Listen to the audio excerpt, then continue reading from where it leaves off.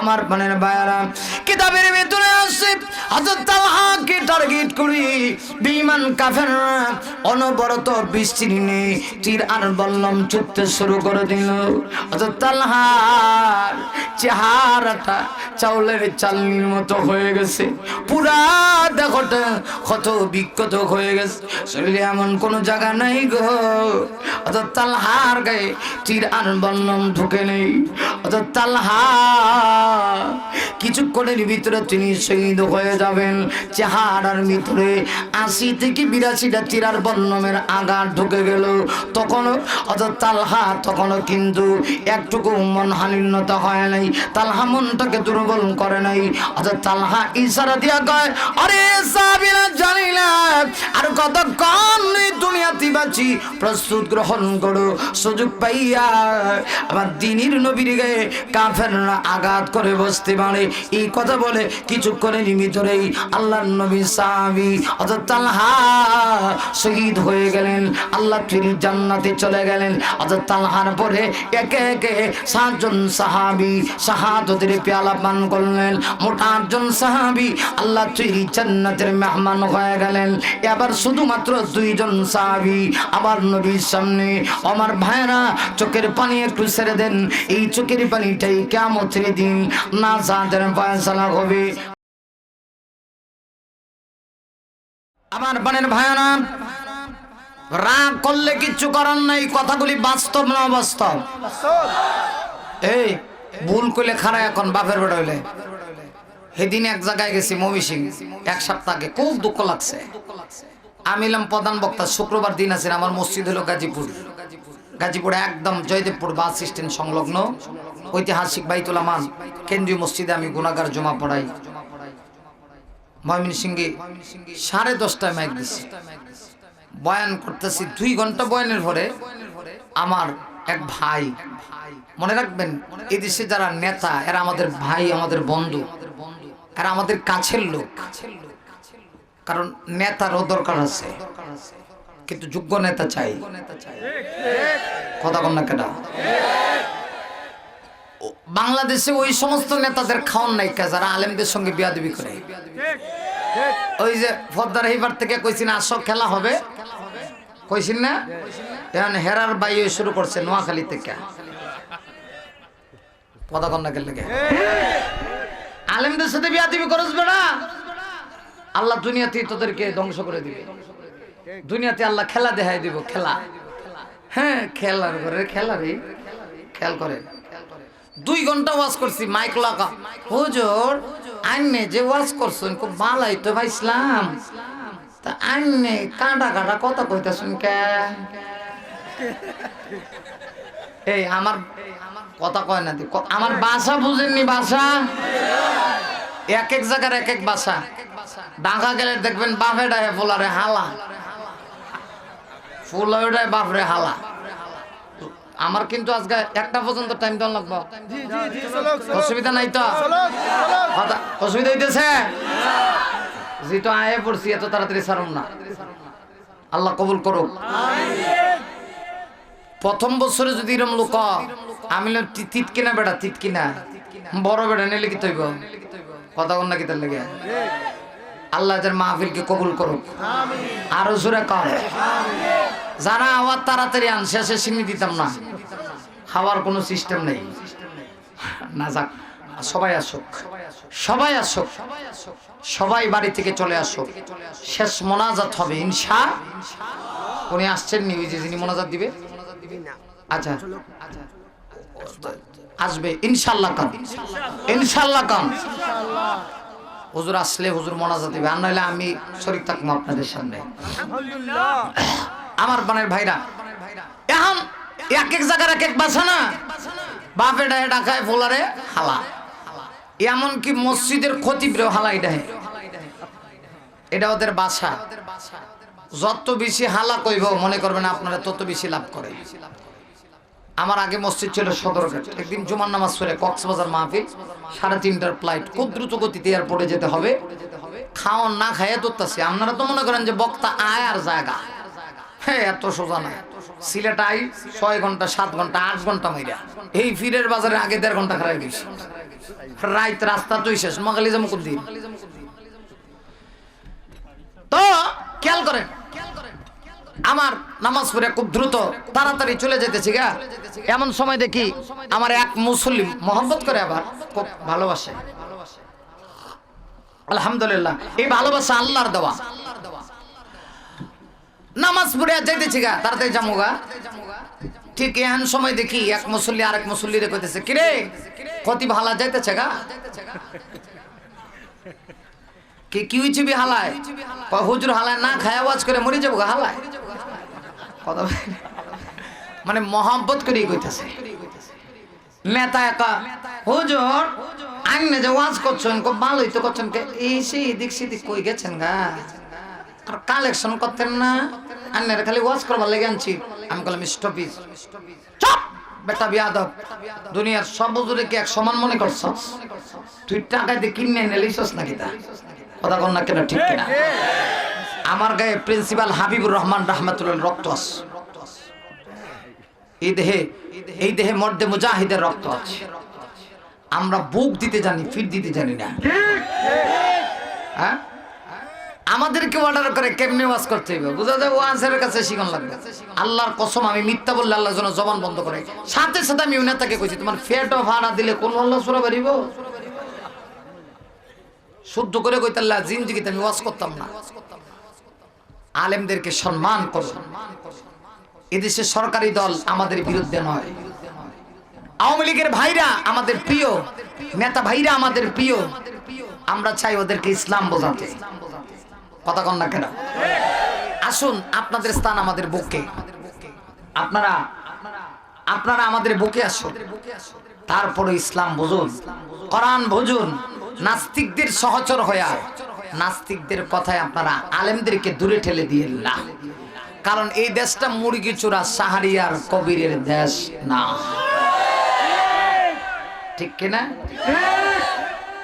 অতএব এই দেশে এরাই হচ্ছে মুসলমানের দুশ্মন আপনাদের দুশ্মন আমাদের দুশ্মন আমি মনে করি ওদেরকে চিহ্নিত করুন বিচারের আওতায় নিয়ে আসুন ইনশাআল্লাহ এই দেশে শান্তি আছে আপনারা 100 বছর তাকান না আমরা সমস্যা কি পারলে কবর থেকে উঠে ভোট দিলে আমরা সমস্যা কি কথা কন না কেন লাগে আমরা কোনো সমস্যা নাই আমরা আপনারা বিরুদ্ধে না আমরা আপনাদের পক্ষে ছিলাম আছি থাকবো কিন্তু নাস্তিকদের কথায় ইসলামের 12টা বাজাইতে চাইলে এদেশের মুসলমান কিন্তু ছাড় দেবে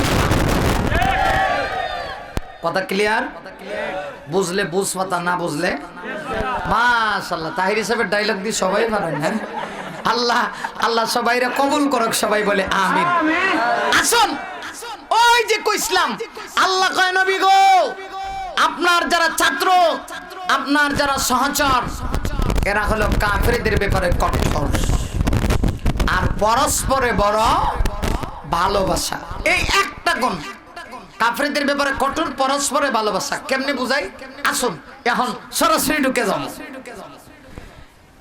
কোরআন শরীফের পরে এই পৃথিবীতে সবচেয়ে সহিহ যে গ্রন্থ আসাহুল কুতুবি বাদা কিতাবিল্লাহ as-সাহিহুল বুখারী নাম বলেন বুখারী শরীফ বুখারী শরীফ এই এদিক সেদিক কোনো নজর নাই এখন কিন্তু গাড়ি হাইওয়ে রোডে এক টান দিলই শেষ এর পরে আর কিন্তু সামনে যাবো না যে সবাই খেয়াল করে বুখারী শরীফে দ্বিতীয় খণ্ডে কিতাবুল মাগাজি ইমাম বুখারী বিভিন্ন যুদ্ধের ইতিহাস তুলে ধরেছেন সাহাবীরা কাফেরদের ব্যাপারে কেমনে কঠোর নিজের বাপ হইলেও জিহাদের ময়দানে সান নাই কারণ কাফের একে হত্যা করতে হবে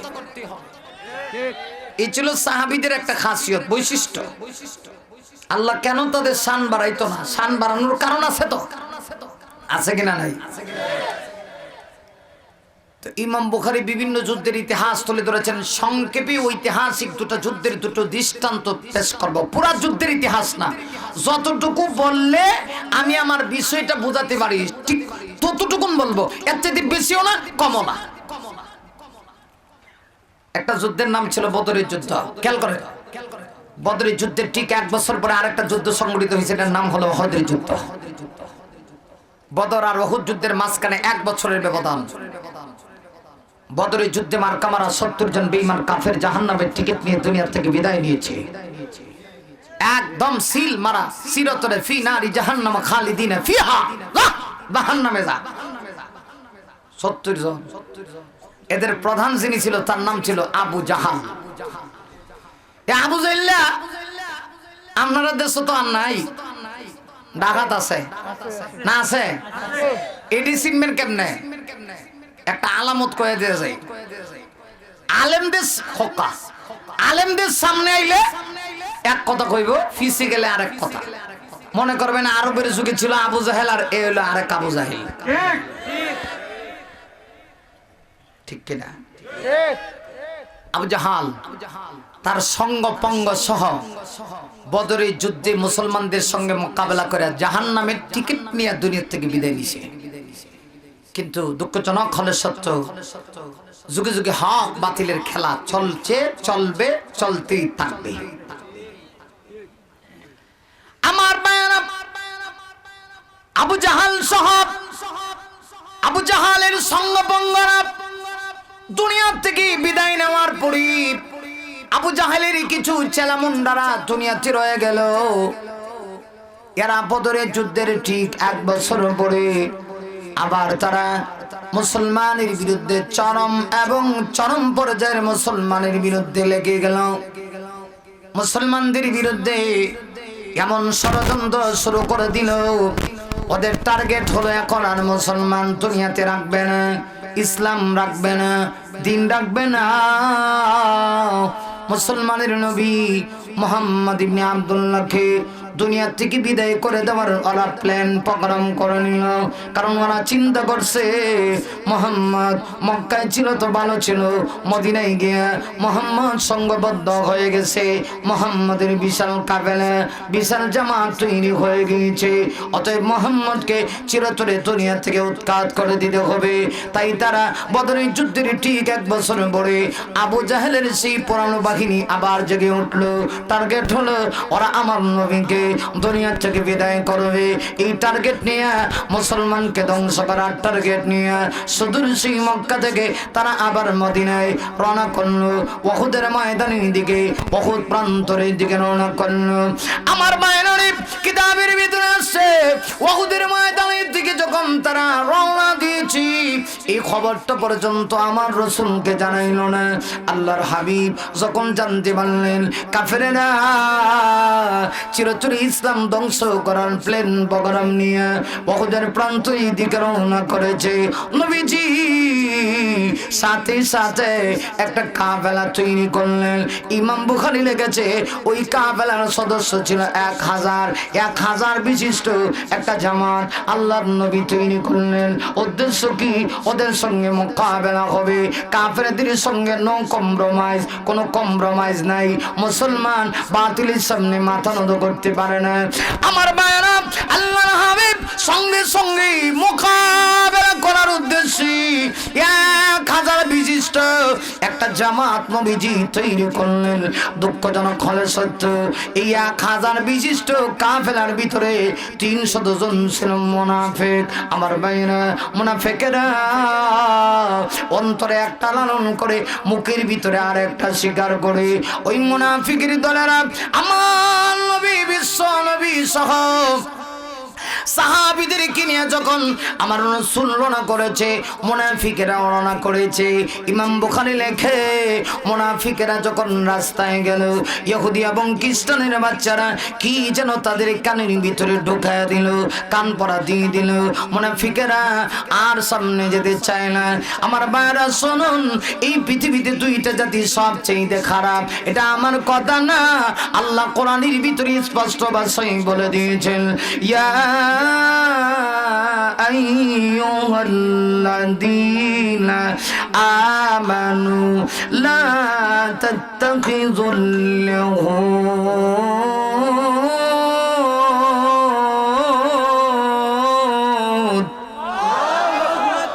আরো জোরে আল্লাহু আকবার। লা তাত্তাখিযুল ইয়াহুদা ওয়ান নাসারা আউলিয়া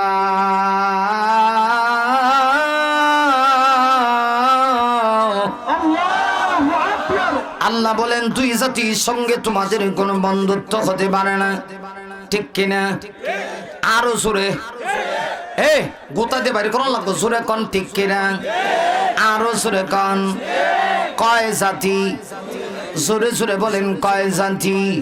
দুই জাতির সঙ্গে তোমাদের কোনো বন্ধুত্ব নাই, একটা ইহুদি আর একটা হলো খ্রিস্টান। আমার ভাইরা, এই দুই জাতি চাইতে খারাপ আল্লাহর জমিনে আর কেউ নাই।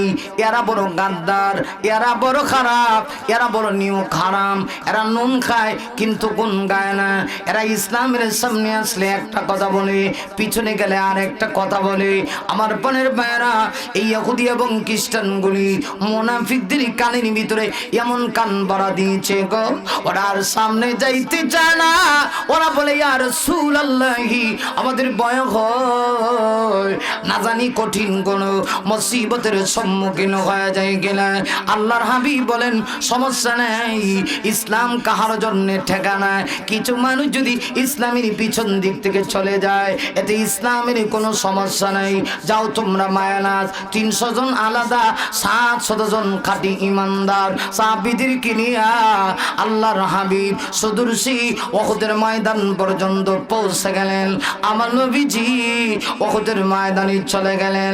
আমার রাসূল বুখারী শরীফের মধ্যে আসছে, সেদিন বিশ্ব নবীজি নিজের মাথায় একটা লোহার টুপি পরিধান করলেন। বারবার আল্লাহর হাবিব সেদিন নিজের মাথায় সেনাপতি হিসাবে বিশ্ব নবীজি একটা লোহার টুপি পরিধান করলেন। লোহার টুপি পরিধান করে আমার রাসূল খাঁটি ইমানদার 700 জন সাহাবীদের ভিতরে কুড়ি কুড়ি 50 জন তীরন্দাজ সাহাবীকে আমার রাসূল নির্বাচিত করলেন, যারা তীর চালাইতে পারে, তীর ধনুক চালাইতে পারে জিহাদের ময়দানে। এদের ভূমিকা সবচেয়ে বেশি, তাই আমার রাসূল 50 জন সাহাবীকে আলাদা করলেন। অভিজ্ঞতা সম্পন্ন 50 জন সাহাবীকে আলাদা করে বিশ্ব নবীজি বললেন, আজকের ময়দানে জিহাদের ময়দানে উহুদের প্রান্তরে তোমাদের দায়িত্ব সবচেয়ে বেশি, তোমাদের ভূমিকা বেশি থাকবে। কারণ অতর্কিতভাবে জিহাদ চলাকালীন অবস্থায় কাফেররা নিরুক হারামের জাতি পিছন দিক থেকে আক্রমণ করে বসতে পারে। অতএব উহুদ পাহাড়ের পারদেশে রোমা পাহাড়ে নিচড়া দিয়া ছোট্ট একটা গলিপথ আছে, সরুপথ আছে, ওই পথ দিয়া যেন কোনো কাফের ঢুকতে না পারে। এই দায়িত্বটা তোমাদের পালন করতে হবে। জিহাদ চলবে, জয়ের দিকে তোমাদের লক্ষ্য রাখলে চলবে না।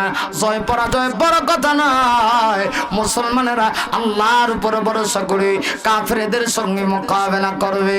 আমার মায়ের আল্লাহর হাবিব বলেন, জয় পরাজয় বড় কথা নয়, জিহাদের ময়দানে মুসলমানদের জয় হোক আর পরাজয় হোক। বিশ্ব নবী বলেন, তোমরা কিন্তু স্থান ছাড়বা না। আল্লাহু আকবার জোরে বলেন, আরো জোরে চিল্লায় আওয়াজ করে এখন আল্লাহু আকবার।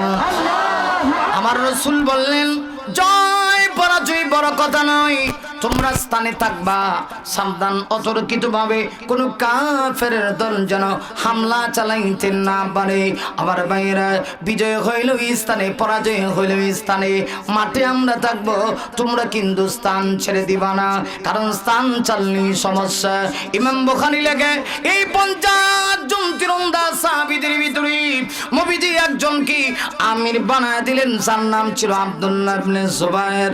রাসূল বলেন, ওরে আব্দুল্লাহ ইবনে জুবায়ের, শোনো, জিহাদের ময়দানে তুমি কিন্তু ভূমিকা পালন করবা, আমিরের নেতৃত্ব তুমি দিবা। সাবধান, 50 জন সাহাবী যেন কেউ যেন আলাদা না হয়। আমার ভাইরা, কিছুক্ষণের ভিতরেই যুদ্ধের দামামা বেজে যাবে।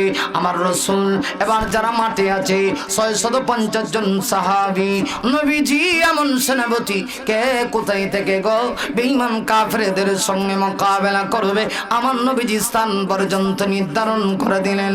আমার ভাইয়েরা, স্থান নির্ধারণ করা শেষ, কিছুক্ষণের ভিতরেই যুদ্ধের দামামা বেজে গেল। মুসলমানেরা বীর বিক্রমের মতো বেঈমান কাফেরদের উপরে হামলা চালায়া দিল। যখন মোকাবেলা আরম্ভ হয়েছে, জিহাদের ময়দানে মোকাবেলা আরম্ভ হওয়ার পরে আমার ভাইয়েরা, ফলাফল হলো কিছুক্ষণের ভিতরে কাফেরদেরকে মুসলমানেরা এমন কঠিন মাইর দিল, এমন সাইজ করলো, কাফেররা পরাজিত হইয়া চেহারা মলিন করে এত দূর পর্যন্ত চলে গেল, মুসলমানদের উপর আর হামলা করার সুযোগ নেই। আমার প্রাণের ভাইয়েরা, ঠিক এমনই সময় বিজয়ের আনন্দে উল্লাসিত মুসলমান সাহাবীরা জিহাদের ময়দানে যারা আছে গো, এরা সবাই গনিমতের মাল নিয়ে ব্যস্ত হয়ে পড়েছে। আমার ভাইয়েরা, এমনি সময় ওই যে তীরন্দাজ সাহাবী 50 জন ছিলেন, এদের কান পর্যন্ত খবর পৌঁছে গেল। আমার ভাইয়েরা, খবর পৌঁছা মাত্রই ওরা ওদের স্থান ছেড়ে দিতে চায়।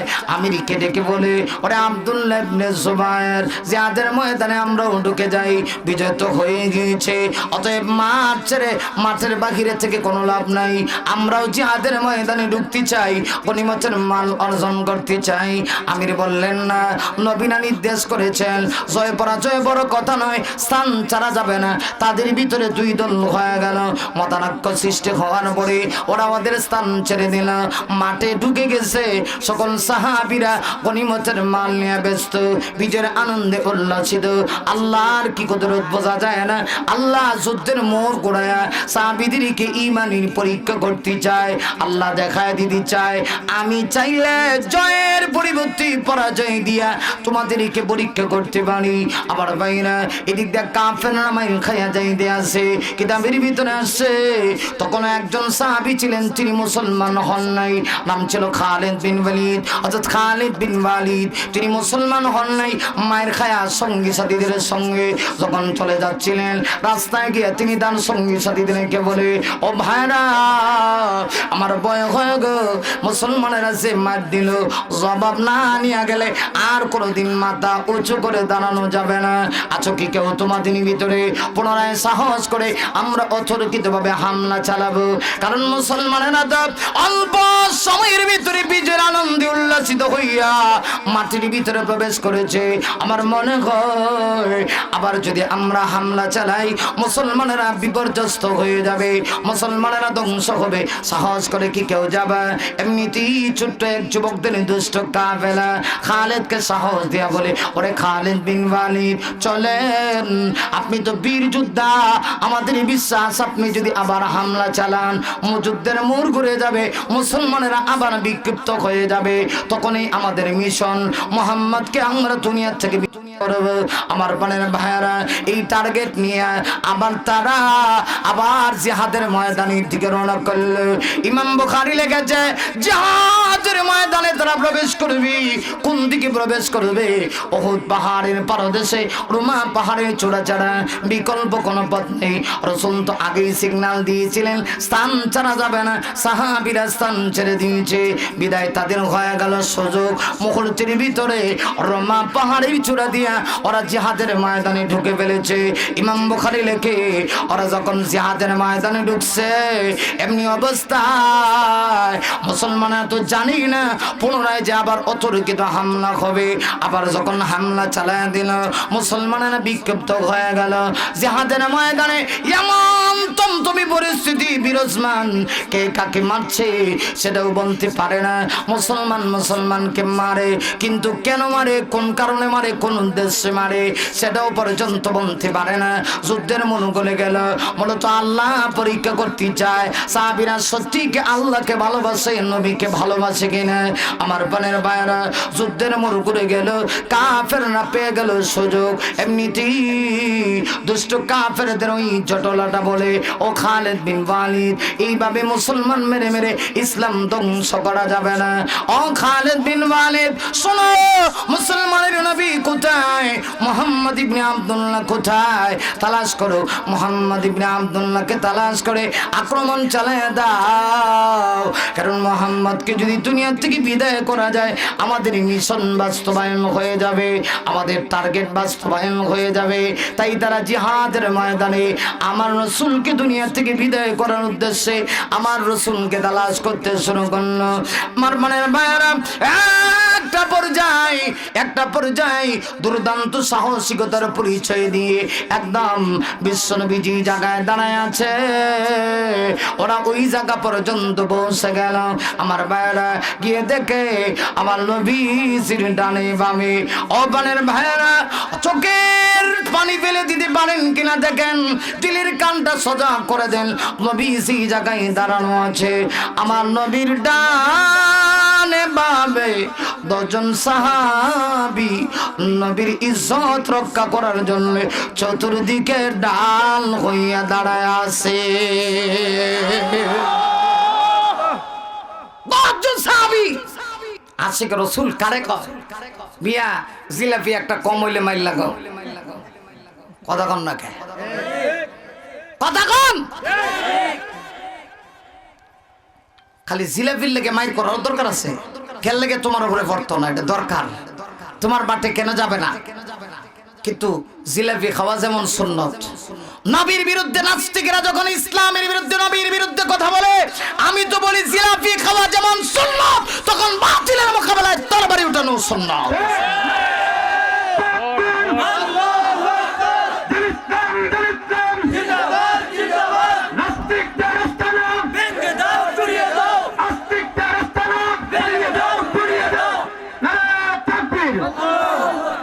আস্তিক না নাস্তিক, বেটার জুসে হুস নাই। আল্লাহ কবুল করো। আমি ব্যাখ্যা দিলাম, আস্তিক মানে আমরা আল্লাহ বিশ্বাস করি, ঠিক কিনা? আল্লাহর অস্তিত্ব বিশ্বাস করি। আমরা বলি না এই পৃথিবী প্রাকৃতিক, এই পৃথিবী এমনি এমনি হয়ে গেছে না, এটা মূর্খরা কথা কন না কা? এলো শিয়াল পণ্ডিত, মুরগি চোরা সাহারিয়ার কবিরা আফন খালাতো ভাইয়েরা, কথা কন। আবার পরের ভাইরা আশিক রাসূল কারে কয়? কইতাম নি? কথা কয় না, কইতাম নি? মাইকলা ভাই সাউন্ডটা মিষ্টি করো।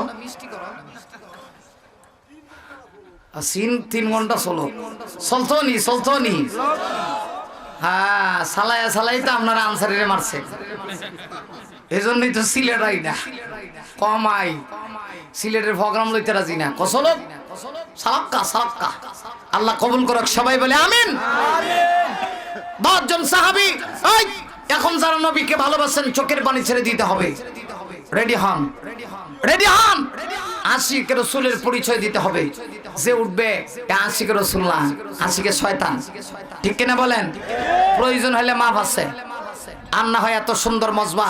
আমার বিশ্বাস এইরকম এই এলাকার ভিতরে এটা একটা ইতিহাস, এত গভীর অঞ্চলে এত রাত্রিবেলা। আরে মিয়া, আল্লাহ পাক তো সবাইকে সব জিনিস দান করে না। আমার ব্যক্তিগত কোনো ক্রেডিট না, এটা আল্লাহর দেওয়া নিয়ামত। ওলামাই কারাম নিজের কোনো কথা বলে না, এটা কোরআনের কথা বলে। এই জন্য দেখা যায় ঘন্টার পর ঘন্টা কথা কইতেছে, এরপর হুজুর আরো কম। এই সাসায় কয় 3 ঘন্টা কোন দেখছেন নি? খেললাই কইতেছে। এটা আমার চেহারা দেখবার লাগে না, কোরআন হাদিসের কথা। যাদের ঈমান আছে শুনলে ঈমান বাড়ে, ঠিক কিনা? 10 জন সাহাবী, কয়জন? আঙ্গুল উঠায় কোন? 10 জন। আল্লাহু আকবার, আওয়াজ করে আল্লাহু আকবার। 10 জন সাহাবী আল্লাহর রাসূলের ডানে বামে সামনে পিছনে চতুর্দিকে 10 জন সাহাবী ঘেরাও করে রাখছে। ফিদা কাবি ওয়া উম্মি ইয়া রাসূলুল্লাহ, ইয়া রাসূলুল্লাহ আমাদের মা বাবা আপনার জন্য কুরবান হোক। ইয়া রাসূলুল্লাহ আমরা আপনাকে কলিজার চাইতে বেশি ভালোবাসি। টেনশন নাই গো নবীজি, আমাদের গায়ে এক বিন্দু রক্ত থাকা অবস্থায় কোন একটা কাফের আপনাকে টাচ করবে, দূরের কথা ফুলের ছিঁড়ে দিতে পারবে না। সাহাবী কারে কয়? কাফেররা তো বুঝে লাইছে রে, মুহাম্মদের সাহাবীরা তো খুব কঠোর, জীবন দিবে কিন্তু ঈমান দিবে না। আমরা সেই জাতি, যেই জাতি মায়ের খায়া বাড়িতে যাওয়ার জাতি না। কথা কন না কে? আমরা মুসলমান বিশ্বাস করি আমরা মরলেও লাভ। কথা কয় না? তুহফাতুল মুমিনি আল মাউত, মুমিনের জন্য মৃত্যু হলো হাদিয়া।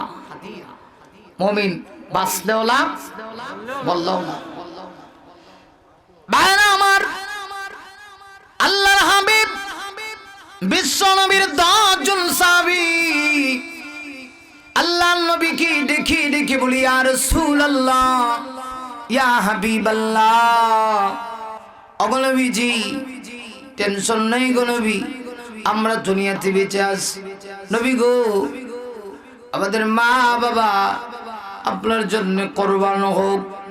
ওগো নবীজি ওয়াদা করলাম যতক্ষণ পর্যন্ত আমাদের গায়ে এক বিন্দু রক্ত থাকবে কাফেরেরা আপনার গায়ে ঠাস করতে দিবে না।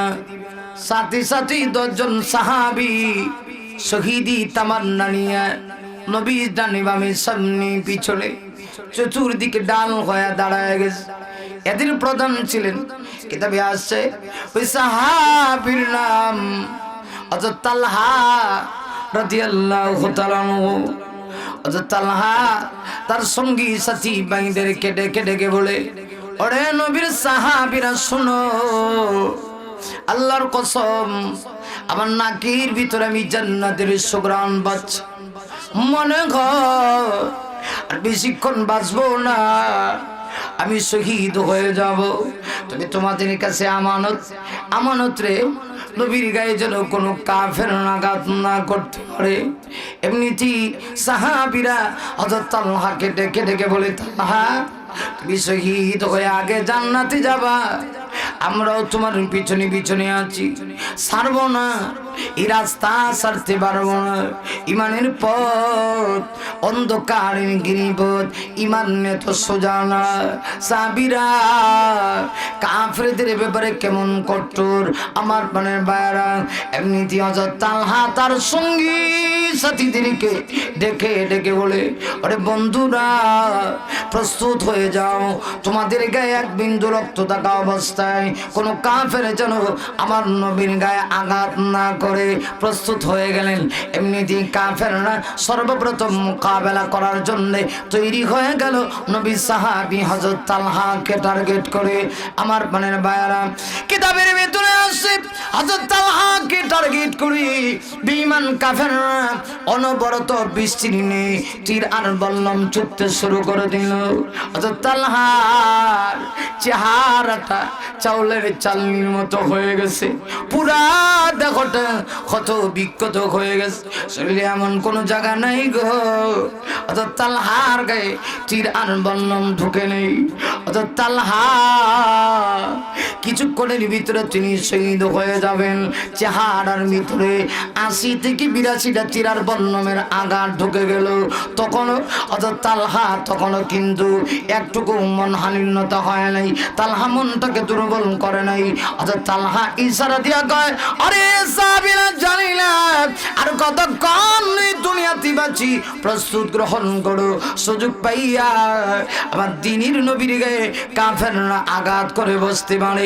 এই কথা বলে কিছুক্ষণের ভিতরেই আল্লাহর নবী সাহাবী হযরত তালহা শহীদ হয়ে গেলেন, আল্লাহ তিনি জান্নাতে চলে গেলেন। হযরত তালহার পরে একে একে 7 জন সাহাবী শাহাদাতের পেয়ালা পান করলেন। মোট 8 জন সাহাবী আল্লাহ তিনি জান্নাতের মেহমান হয়ে গেলেন।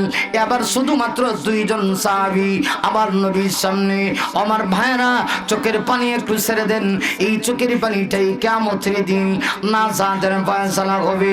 আমার ভাইরা দেখেন, চোখের পানি বললে আপনার ইমানের পাওয়ার আছে, আর যদি পানি না পড়ে গো আপনার ইমানের পাওয়ার নাই। নবীর সামনে 2 জন সাহাবী, আমার নবী একা, একজন সামনে একজন পিছনে, 2 জন 2 দিক থেকে ডান হয়ে দাঁড়ায় আছে। প্রতিযোগিতা আরম্ভ হয়ে গেল। হযরত কাতাদা রাদিয়াল্লাহু আনহু বলে, আবু দুজানা রে আমার আগে জান্নাতে যাইতে দেয়। আবু দুজানা কয়, না না না, আমি তোর আগে জান্নাতে যেতে চাই। 2 জনের ভিতরে প্রতিযোগিতা আরম্ভ হয়ে গেল, কে কার আগে নবীর জন্য শহীদ হবে। একটা পর্যায়ে হযরত কাতাদাকে আর বোঝানো গেল না, কাতাদা বলে আমি আগে শহীদ হব। আমার বায়নারে একটা পর্যায়ে বেঈমান কাফেররা, দুষ্ট কাফেররা হযরত কাতাদাকে এমন ভাবে টার্গেট করেছে, হযরত কাতাদাকে টার্গেট করে বিষাক্ত তীর অনবরত ছুটতে শুরু করে দিল। রওয়ায়াতের ভিতরে আছে হযরত কাতাদার 2 চোখের ভিতরে বিষাক্ত বিষাক্ত দুইটা তীর এমন ভাবে ঢুকে পড়েছে গো।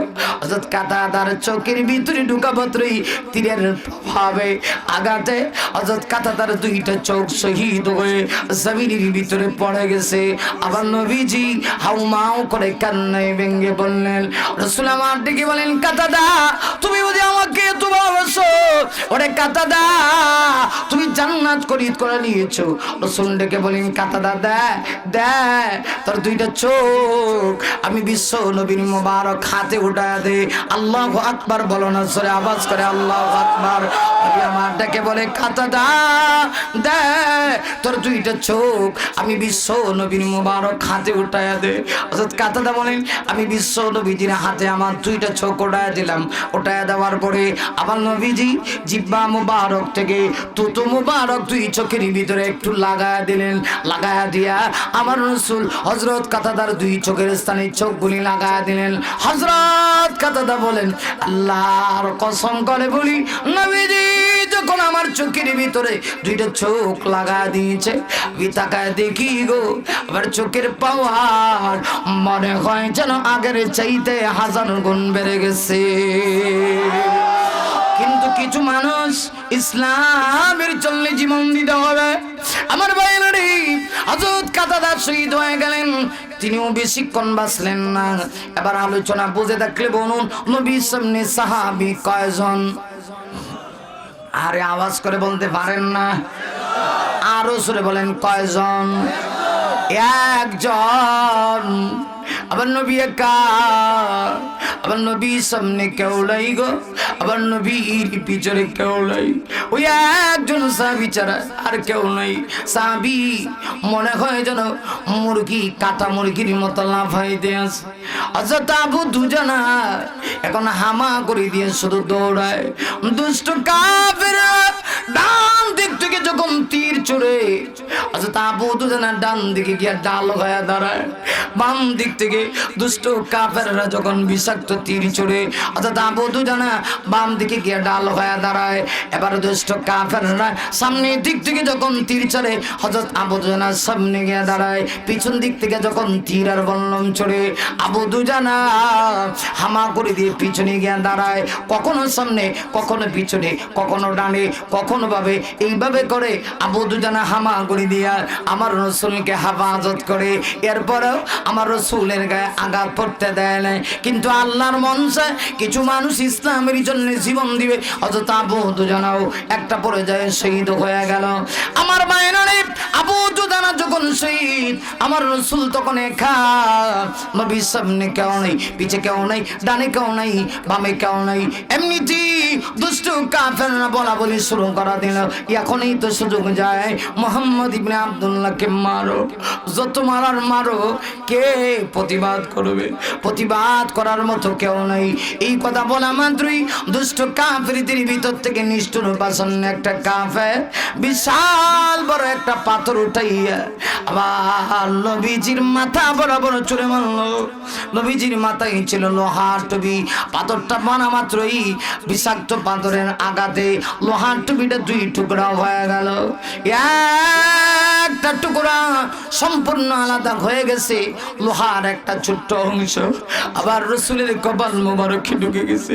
আর একটা কাফের পুনরায় আবার একটা পাথর ছুঁড়ে মারল।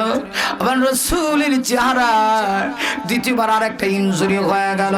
আর একটা কাফের পুনরায় আবার একটা পাথর উঠাইল। পাথর উঠাইয়া গো বিশ্ব নবীজির মাথায় যখন ছুঁড়ে মারল, পাথরটা ঘরে পড়ে পড়ে বিশ্ব নবীজির 4টে দান মোবারক শহীদ হয়ে গেল। আবার নবীজি জিহাদের ময়দানে বেহুশ হয়ে গেলেন। রাসূলকে সাহাবীরা তালাশ করে পায় না। রওয়ায়াতে এসেছে তখন দুইটা, একটা হলো শয়তান মুনাফিকের সুরত ধারণ করে ফেলেছে। মুনাফিকের সুরত ধারণ করে শয়তান ঘোষণা দিয়েছে, কতিলা মুহাম্মদ সাল্লাল্লাহু আলাইহি ওয়াসাল্লাম, মুহাম্মদ সাল্লাল্লাহু আলাইহি ওয়াসাল্লাম শহীদ হয়ে গিয়েছে। নবী নাই গো। ওরে কাফেরের দলেরা, আসো মুসলমানেরা, আমরা এক হয়ে যাই। এখন নবী নাই, আমাদের আর টেনশন নাই, ইসলাম থাকবে না। সাহাবীরা পাগল হয়ে গেছে। মদিনাতে যেন একটা কান্নার পড়ে গেছে, মনে হয় যেন দুনিয়াটা কিয়ামত হয়ে গেছে।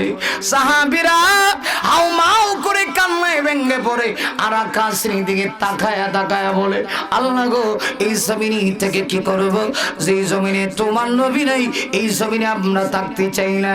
আবু বকরের মতো রহম সাহাবী, স্থির সাহাবী পর্যন্ত স্থির হয়ে গেছে। পুরা জিহাদের ময়দানে পাগলের মতো দৌড়ায়। হযরত ওমর তরবারিটা উঠাইয়া ঘোষণা দেয়, যদি কেউ বলবা নবী নাই, আল্লাহর কসম আমি ওমরের তরবারির নিচে তার গর্দান চলে যাবে। হযরত আলী তো পাগলের মতো হয়ে গেছে, নবী নাই গো, নবী নাই, এই জমিন থেকে কি করব? আল্লাহ তুমি আমাদেরকে এই জমিন থেকে উঠায় নাও। আনসারী মহিলারা পাগল হয়ে গেছে। এমনকি আকরাবাতের ভিতরে আসছে, নবী যখন নাই, এই সংবাদ যখন এক আনসারী মহিলার কানে গেল, মহিলা দৌড়ায় জিহাদের ময়দানের দিকে যাচ্ছে। মা কোথায় যান? উহুদের ময়দানে যাই। মাগো যায়েন না, উহুদের ময়দানে আপনার যে স্বামী ছিল, স্বামীটা শহীদ হয়ে গেছে। মহিলা কোনো জবাব দেয় না, সামনে আগায়, ও মা আপনি কোথায় যান? উহুদের ময়দানে যাই। মাগো যায়েন না, উহুদের ময়দানে আপনার যে ভাই ছিল, ভাইটা শহীদ হয়ে গেছে। মহিলা কোনো জবাব দেয় না, সামনের দিকে আগায়। আরেক সাহাবীর সঙ্গে সাক্ষাৎ, মা আপনি কোথায় যান? উহুদের ময়দানে যাই। মাগো যায়েন না, উহুদের ময়দানে গিয়ে কি করবেন? উহুদের ময়দানে আপনার যে আত্মীয় স্বজন ছিল, ওরা শহীদ হয়ে গেছে। আমার মায়ের অনেক কিতাবের ভিতরে আসছে, এমনিতেই মহিলা একটা বিকট আওয়াজ দিয়ে ডেকে ডেকে বলে, ওরে সাহাবীরা, জিহাদের ময়দানে আমার স্বামী বেঁচে আছে কিনা আমি জানতে চাই না, আমার আত্মীয় স্বজন বেঁচে আছে কিনা আমি জানতে চাই না গো, আমি জানতে চাই রাহমাতুল লিল আলামিন কোলো দুনিয়াতে বেঁচে আছে কিনা। আল্লাহর কসম করে বলি, নবীজির খবরটা যদি তোমাদের ভিতরে কেউ দিতে পারো, খোদার কসম করে বলি, আসমানের মালিকের কসম, জমিনের মালিকের কসম করে বলি, স্বামী হারাইয়া, ছেলে হারাইয়া, আত্মীয় স্বজন হারাইয়া, তাম পৃথিবীর সকল কিছু হারাইয়া আমার অন্তরের ভিতরে যত ব্যথা ছিল, নবীকে দেখতে দেরি হবে, মুহূর্তের ভিতরে সব ব্যথা অন্তর থেকে চলে যেতে দেরি হবে না। রসুল বেঁচে আছে কিনা, বিশ্ব নবী বেঁচে আছে কিনা সেটা বলো। হযরত আলী তো পাগল হয়ে গেছে, নবীকে তালাশ করতেছে। ও ভাইরা, ও যুবক ভাইরা, দেখো ইসলাম কাহাকে বলে। এত সোজা ইসলাম আমরা পেয়েছি, ইসলাম মামুর বাড়ির হালুয়ার মতো। আর সাহাবীর ইসলামের জন্য কত কষ্ট করেছে। হযরত আলী রাদিয়াল্লাহু আনহু বলেন, রসুল কোথায় পাচ্ছি না, দৌড়াচ্ছি। হঠাৎ করে আলী বলেন, বিশ্ব নবীজির নোরানি চেহারাটা আমার চোখে ভেসে উঠছে। না আমার ভালো লাগছে না, সুবহানাল্লাহর আওয়াজ এরম না, আরো জোরে সরে আওয়াজ করে বলিষ্ঠ আওয়াজে ডানে বামে সবাই বলেন সুবহানাল্লাহ। সাদেন কিপটামি করে সাদো বেটা, আর কদ্দুর ওয়াজ করতাম দুই। ও এইটা ঠান্ডা হইলেব, কড়া গরম জল লাগবে, ঠিক কিনা? আরো জোরে। হযরত আলী কয়, রসুলকে পাওয়া যাচ্ছে না। হঠাৎ করে চোখে বেশি উঠলো বিশ্বনবীর নোরানি চেহারা। আল্লাহু আকবার কইতেন না মনে হয় না? আচ্ছা বলুন, সাহাবীদের কাছে আমার রসুলের চাইতে প্রিয় চেহারা কি পৃথিবীতে আর কিছু ছিল? কথা কয় না? সাহাবীরা আল্লাহর রসুলের চেহারা যে কত ভালোবাসতো। আশিকো সে क्या मजा है माशिको से पहुंचो, आशिकों से क्या मजा है माशिकों से पहुंचो, साके गुल में क्या मजा है बुलबुलियों से पहुंचो। ऐ যুবক, চোখের পানি ছেড়ে দে, টুনাটুনির জন্য তোর কত ভালোবাসা। যুবক রে, কিন্তু এই দুনিয়াতে টুনি তোকে স্বার্থের কারণে ভালোবাসে। স্বার্থের উপরই আঘাত পড়ে গেলি যুবক, তোকে আর টুনি ভালোবাসে না। কথা কর না কেন? এই যে সামনে আসতেছে একটা দিবস, নাম কন? কত তারিখ? 14ই ফেব্রুয়ারি, বিশ্ব বেহায়া দিবস। রমনার বটমূলে টোনাটুনির মুখের ভিতরে বাদাম দেওয়ার কয় লাভ ইউ। কারে কস লাভ ইউ? এই লাভ ইউ কইলে তো কাম হইতো না।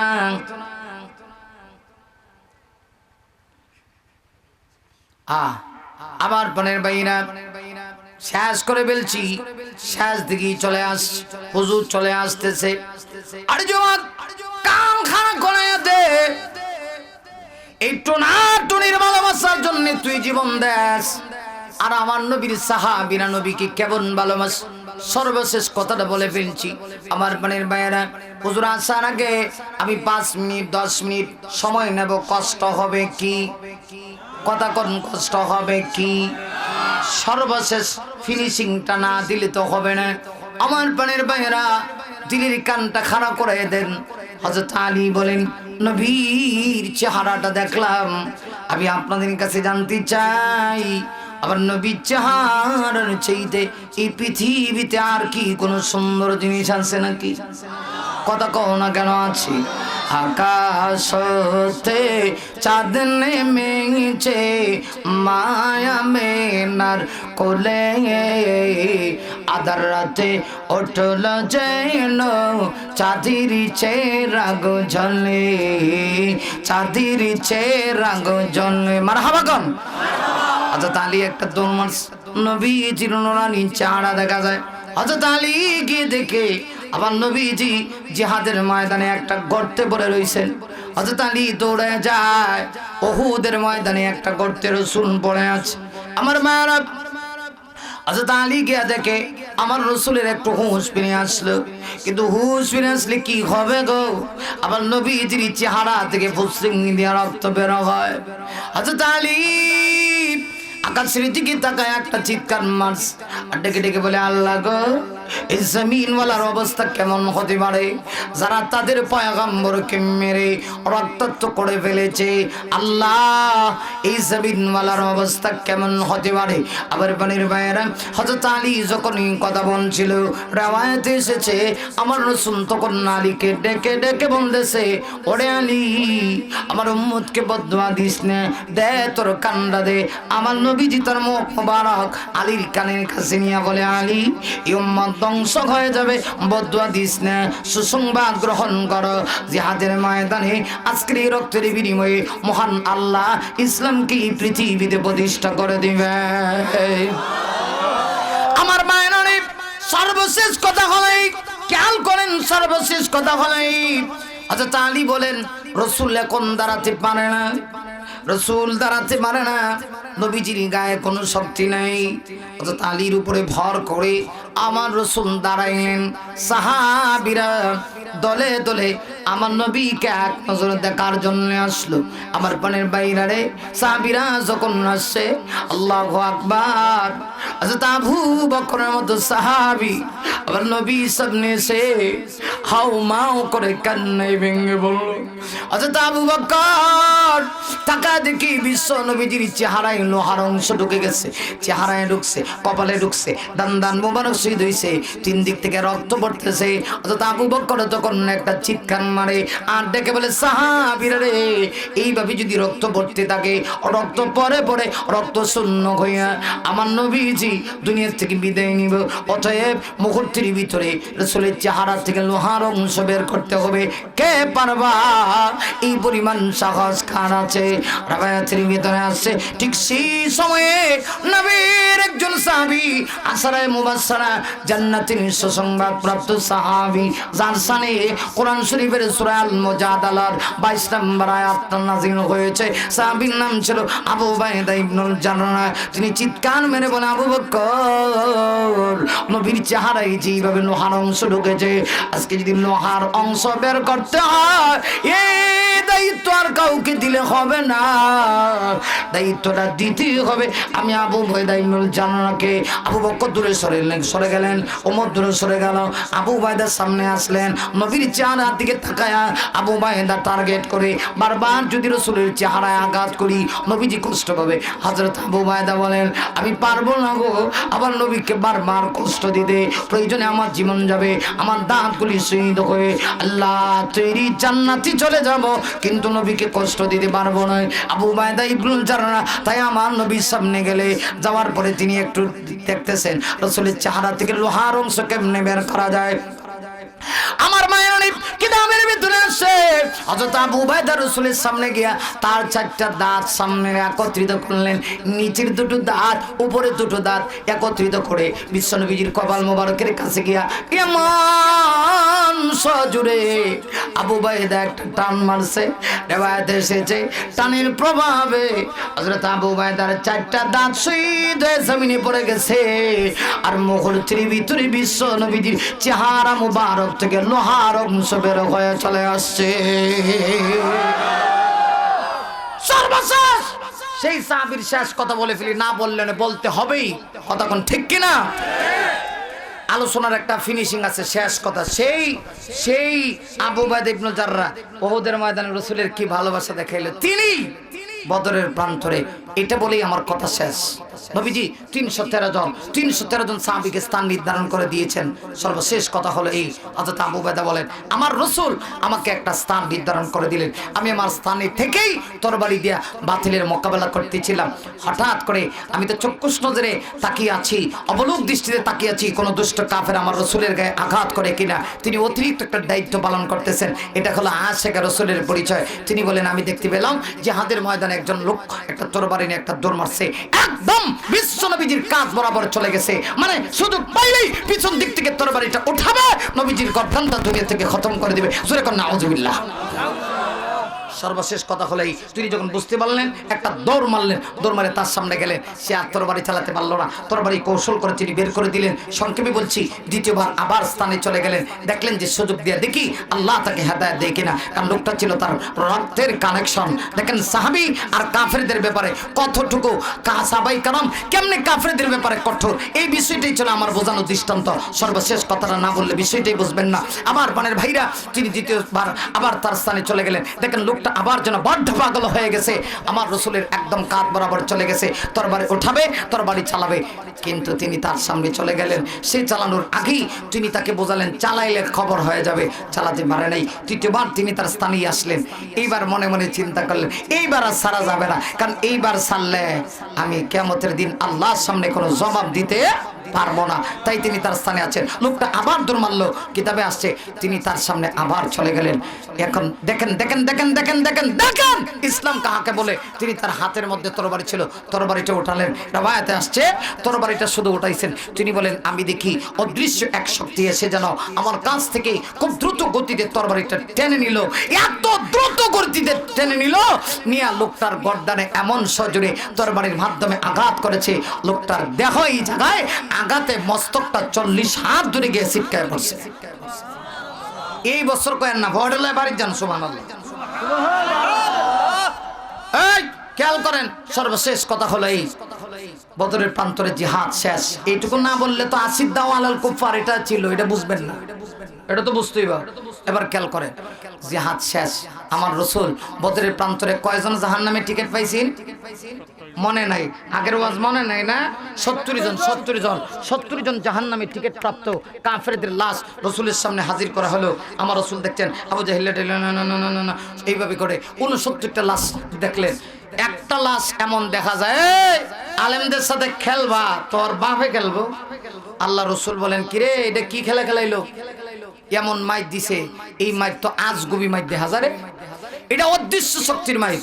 রাসূল বলেন এমন মারলো যে দেহ আলাদা মস্তক নাই, কিরে এমন মাইকটা কেটে দিল। সংক্ষেপ কথা হলো, আমার রাসূল বলেন সাহাবীরা আছো কি কেউ, ওই লোকটার মাথাটা এনে দিতে পারবা? এক সাহাবী বলেন দৌড়ায় গেলাম, 40 হাত দূর থেকে মাথাটা এনে বডির সঙ্গে কানেকশন লাগালাম, লাগানোর উপরে পরিচয় বের হলো, তিনি আর কেউ নয়, তিনি ছিলেন যিনি মারছেন তরবারি উঠিয়েছেন সেই সন্তানের পিতা আবু উবাইদা ইবনুল জাররার জন্মদাতা পিতা। জোরে কোন আল্লাহু আকবার। আমার ভাইরা সর্বশেষ একটা তথ্য দিয়ে যায়, তথ্য এই পৃথিবীতে আবু উবাইদা ইবনুল জাররাহ এমন একজন মহামানব, পৃথিবীর সকল মানুষ তার বাপের নামে পরিচিতি লাভ করে। বাপের নামে, তিনি কিন্তু বাপের নামে না, আবু উবাইদা ইবনুল জাররাহ, জাররাহ ওনার দাদার নাম ছিল, কিতাবে আসছে বাপের নাম ছিল আব্দুল্লাহ, আবু উবাইদা ইবনে আব্দুল্লাহ ইবনুল জাররাহ, মাঝখান থেকে আল্লাহ তার বাপের নাম কাটতে দিছে, কারণ এই কোলাঙ্গার বাপের নামটা আল্লাহ রাখেন না, এজন্য দাদার নামে পরিচিত করছেন। আবু উবাইদা ইবনুল জাররাহ বলে ইয়া রাসূলুল্লাহ, রাসূল বলছেন এটা দিয়ে দেখা যায় আমার সাহাবী আবু উবাইদার ফিদা, মার সকেডা রে মার সকেডা। আবু উবাইদা কয় হুজুর মারবার চাইছিলাম মাগার মারতে পারি নাই। রাসূল বলেন কি বলো? এমনিতেই জিবরাইল আগমন করেছে ইয়া রাসূলুল্লাহ, আবু উবাইদাই মেরেছে, তরবারি উঠিয়েছে তিনবার আপনাকে মারার জন্য। সন্তান হয়ে যখন তরবারি উঠাইছে, আল্লাহ কয় যা, সন্তানের মারা লাগবে না, আমি এর আগে সাইজ করে দিই। আল্লাহু আকবার কোন, আল্লাহু আকবার। আরে আরে আলেমদের সঙ্গে লাগো নাকি? আলেমদের সাথে লাগোস বেটা, খেলা খারাপ হয় দেখ, কারণ উস্তাদের মারিল শেষ রায়। ঠিক জোরে কম, ঠিক না ঠিক জোরে বলো, উস্তাদের মারিল শেষ রায়। আল্লাহ কয় জিবরাইল যাও। জিবরাইল এসে বলে ইয়া রাসূলুল্লাহ সব অবদান আবু উবাইদার। এবার খেয়াল করে, কাফেররা তো এরা মারাত্মক চালাক। মুহাম্মদ এই বুঝি ইসলাম, ইসলামের কারণে সন্তান তার পিতাকে হত্যা করে, এমন ইসলাম মারে না। রাসূল চেহারাটা মলিন করে মাথা নিচে করে দিয়েছেন, এমনি আল্লাহ আয়াত নাজিল করছে। 1 মিনিটে বলে ফেলি, সূরা আল মুজাদালার 22 নম্বর আয়াত। আল্লাহ বলে লা তাজিদু কাওমা, জমিনের মধ্যে এমন একজন মুমিন আপনি তালাশ করে পাবেন না যে আল্লাহকে বিশ্বাস করে, ইউমিনুনা বিল্লাহি ওয়াল ইয়াউমিল আখির, যে পরকাল বিশ্বাস করে, ইউআদুনা মান হাদাল্লাহ ওয়া রাসূলা, তার সামনে যদি আল্লাহ এবং তার রাসূলের বিরুদ্ধাচরণ করা হয়, বিরুদ্ধাচরণকারী যদি আলাউ কানু আবাআহুম, আল্লাহ বলেন নিজের পিতা হয়, আও আবনাহুম, অথবা নিজের সন্তান হয়, আও ইখওয়ানাহুম, অথবা নিজের ভাই হয়, আও আসিরাতাহুম, অথবা নিজের নিকট আত্মীয় হয়। আর যদি সে সত্যিকারের ঈমানদার হয়, বাপকেও সন্তান ছাড়তে পারে না। এটাই প্রকৃত ঈমানদারের কোয়ালিটি। তাই আল্লাহ পাক বলেন ও রাসূল মুহাম্মাদুর রাসূলুল্লাহ ওয়াল্লাযীনা মাআহু আশিদ্দাউ আলাল কুফার, শুধু আপনি দামি তা না, আপনার কাফেলা, আপনার জামাত, আপনার সৈনিক সাহাবায়ে কেরাম দামি, কারণ আপনি আমার কাছে সম্মানিত।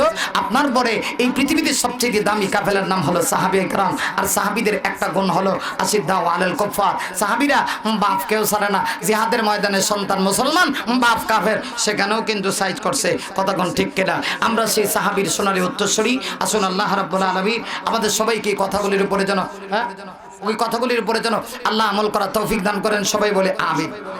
আরো আস্তে কোন আমিন, আরো জোরে কোন আমিন। বসেন, হুজুর আসতেছে, উনি আপনাদেরকে নিয়ে নসিহত করবে, আমি দোয়া করবো। এটা বাংলাদেশ খালি ছিল রইডা, প্রত্যেক বক্তা ওয়াজ করে আবার দোয়া করে, এটা আর কোথাও সিস্টেম নাই। যাক, যেহেতু এটা সিস্টেম, নিয়ম ছিল সবার শেষে যিনি থাকবেন তিনি দোয়া করবে। আপনারা যেহেতু আমদার করছেন এই জন্য দোয়া করে বেরি। আল্লাহুম্মা সাল্লি আলা সাইয়্যিদিনা মাওলানা মুহাম্মদ, এই দুরূদ পড়েন, ওয়া আলা আলিহি ওয়া আসহাবিহি ওয়া বারিক ওয়া সাল্লিম। একটু সাউন্ড বাড়ান, মাইক বালা আছে, সাউন্ড বাড়ায় দাও, কিপটেমি করো না। আস্তাগফিরুল্লাহ ইন্নাল্লাহা গফুরুর রহিম, আস্তাগফিরুল্লাহ রাব্বি মিন কুল্লি যামবিন ওয়া আতুবু ইলাইহি ওয়া লা হাওলা ওয়া লা কুওয়াতা ইল্লা বিল্লাহিল আলিয়্যিল আযীম। আলহামদুলিল্লাহ। ربنا ظلمنا أنفسنا وإن لم تغفر لنا وترحمنا لنكونن من الخاسرين. ربنا آتنا في الدنيا حسنة وفي الآخرة حسنة وقنا عذاب النار. اللهم اغفر لنا ولوالدينا وارحمهم كما রব্বায়ানি সগীরা। সবাই পড়ি রব্বিরহামহুমা কামা রব্বায়ানি সগীরা।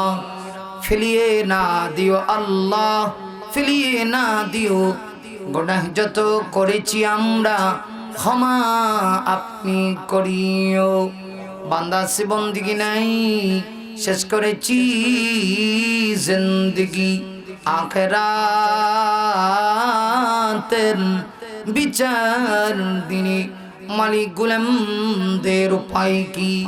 ইয়া রাব্বুল আলামিন, तमाम জীবনের গুনার বোঝা মাথায় নিয়ে, ওগো মালিক আমি সেই গুনাহগার কোথায় সেই ময়মনসিংহ প্রোগ্রাম করে এসেছি। আল্লাহ অনেক দূরে এসে তোমার নেককার বান্দাগুলিকে নিয়ে মুসাফিরের হালতে গভীর রজনীতে প্রায় 2 ঘন্টার উপরে কথা বলে, ও মালিক পঙ্গপালের নি কোরআনের প্রেমিকেরা ছুটে এসেছে রে মালিক। আল্লাহ এত মানুষ কেমনে আসলো আমি নিজেও বলতে পারি না। ও মালিক কোরআন প্রেমিক ভাইরা দীর্ঘক্ষণ বসে বসে আলোচনা শুনলো।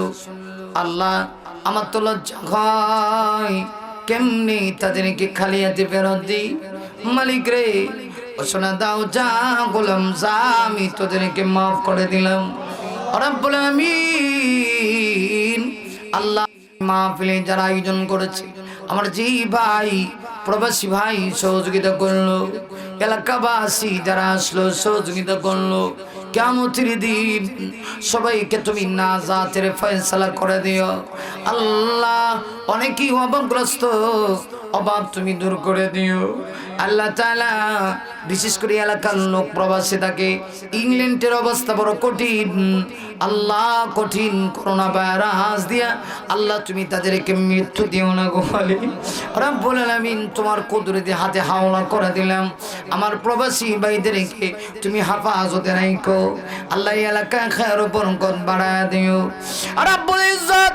জানি না আজকে আমরা যারা হাত বানাইছি মালিক রে, আমাদের ভিতরে কারণ মা নাই গো, কারণ বাবা নাই আল্লাহ। যাদের আব্বা আম্মা দুনিয়া ছেড়ে অন্ধকার কবরের বাসিন্দা হয়ে গেছে, জনম দুঃখিনী কলিজার টুকরা আব্বা আম্মার কবরের আযাব মাফ করে দাও রব্বুল আলামিন। এই পর্যন্ত যা আলোচনা হয়েছে আমল করার তৌফিক দাও আল্লাহ। আখেরি মোনাজাত দি সবাই যেন বাড়িতে যেতে পারে সেই তৌফিক দাও রব্বুল আলামিন। জানি না আজকের মোনাজাত কার জন্য জিন্দেগির শেষ মোনাজাত আল্লাহ। কত মানুষ ঘুমায় আর ঘুম থেকে উঠে না, কত মানুষ ঘর থেকে বের হয় আর ঘরে ফিরে যায় না গো আল্লাহ। এমন যদি হয়ে থাকে আমাদের কাউকে ইমান হারা বানায় কবরে দিও না, জাহান্নামী করে কাফনের ভিতরে ঢুকাইও না আল্লাহ। অ্যাক্সিডেন্টের মৃত্যু দিও না, রাস্তাঘাটে বালায় মরণ দিও না। শুক্রবার দিনে জুমার নামাজে সেজদারত অবস্থায় মালাকুল মউত নসিব করে দিও আল্লাহ তাআলা। আমাদেরকে তোমার সুস্থতার নিয়ামত ভিক্ষা দাও আল্লাহ, অসুস্থতা বানায়ও না আল্লাহ। আমরা যারা কোরআনের কথা বলি অসুস্থ করে দিও না। মানুষেরা কিন্তু নারাজ হয় রে মালিক আল্লাহ। সুস্থতার জিন্দেগি দান করো, হকের কথা বলার তৌফিক দান করো, হকের আওয়াজ গোটা পৃথিবীতে পৌঁছে দেওয়ার তৌফিক দান করো। উলামা হযরত যারা আছে সবার হায়াত বাড়ায়া দাও আল্লাহ। মাহফিলের শুরু থেকে নিয়ে আমার পরে যে হযরত কথা বলবে সবার হায়াত বাড়ায়া দাও আল্লাহ। সবার কথাগুলি শুনে মানুষের যেন আমল করতে পারে সেই তৌফিক দান করো। সোনার মদিনায় রাহমাতুল লিল আলামিনের দরবারে লক্ষ কোটি দুরূদ এবং সালাম পৌঁছায়া দাও। মিন্নাস সাওয়াল ও মিনকাল কবুল। রব্বানা তাকাব্বাল মিন্না ইন্নাকা আনতাস সামিউল আলিম ওয়া তুব আলাইনা ইন্নাকা আনতাত তাওয়াবুর রহিম। সুবহান রাব্বিকা রাব্বিল ইজ্জাতি আম্মা ইয়াসিফুন ওয়া সালামুন আলাল মুরসালিন আলহামদুলিল্লাহি রাব্বিল আলামিন বিরহমাতিকা ইয়া আরহামার রাহিমিন। আলহামদুলিল্লাহ, আমরা দীর্ঘক্ষণ অত্যন্ত গুরুত্বপূর্ণ বয়ান শুনছিলাম। হযরত মাওলানা মুফতি দেলওয়ার হোসেন তাহিরপুরি সাহেব, ঢাকা। আমরা আমাদের মাহফিলের পক্ষ থেকে হযরতকে